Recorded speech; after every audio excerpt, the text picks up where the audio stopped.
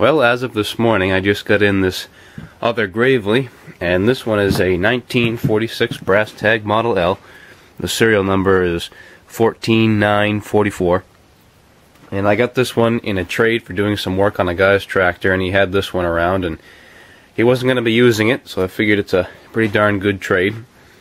So it's in fairly decent shape. It's got a lot of rust on it and stuff. Definitely not as good as my 45.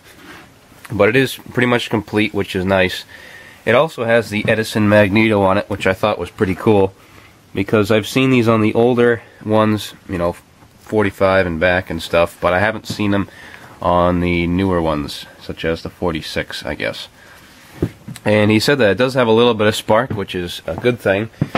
And if worse comes to worse, I do have another Edison mag right here. I picked this one up over the summer at a tractor show, really cheap. And this one has really nice blue spark, so that's always a good extra. It also at one point had the muffler that probably went down past the axle, but as you can see, I think someone cut and welded the bottom half on, or something of that sort, because it's all rotted out and it almost looks like it was crimped together, unless it was a stubby muffler, I'm not sure. The tires are fair and they both hold air. This one he replaced with a brand new one, or a new old stock tire, and he gave me another one just like it, so I have an extra one.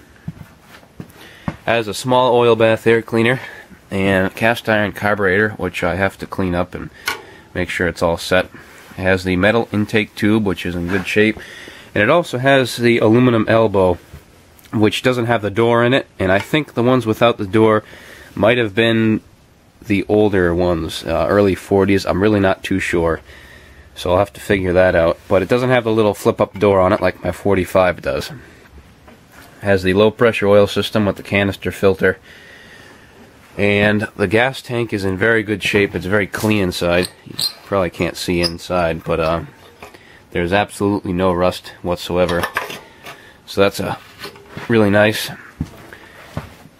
And has the belt, and the fan is a 4-blade fan, which I think someone replaced it at one point because it's supposed to be the 5 or 6. I think it's a 6-blade fan. Might be 5 though, for the older style ones. And it also has a new style hitch on it, which I'm going to leave on for now because it makes it easier to block it up on stuff if it doesn't have an attachment on it. And the advanced casting, when he got it, he said it was loaded with dirt. It was completely packed, so he cleaned that out, and I'm debating whether I'll pull it off because I don't know if anything got down through the breather holes there into the planetaries, but we'll have to see.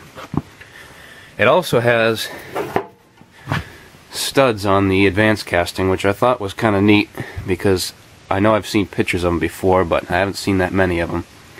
And it has the 8-bolt advanced casting. Hood's not in too bad a shape, it's pretty rusty. And as for the handle grips, this would have had the wooden ones, but they've since been removed or fell off. And I just took this side off, but someone put rubber grips on, which are pretty much gone. And they also put, you know, just regular old tape on there, so I gotta cut the tape off because it's really starting to rust and I don't want it to get all pitted underneath there.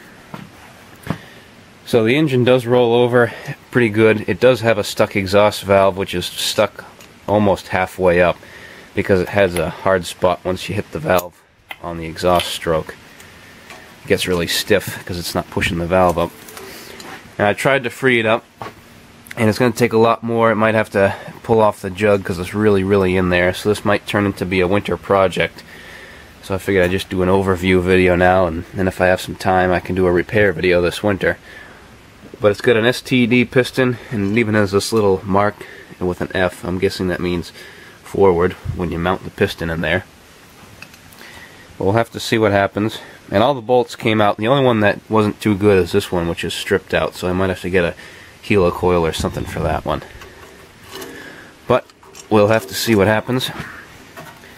So anyways, that's just the second brass tag I have aside from my 45. So anyways, that's all for now.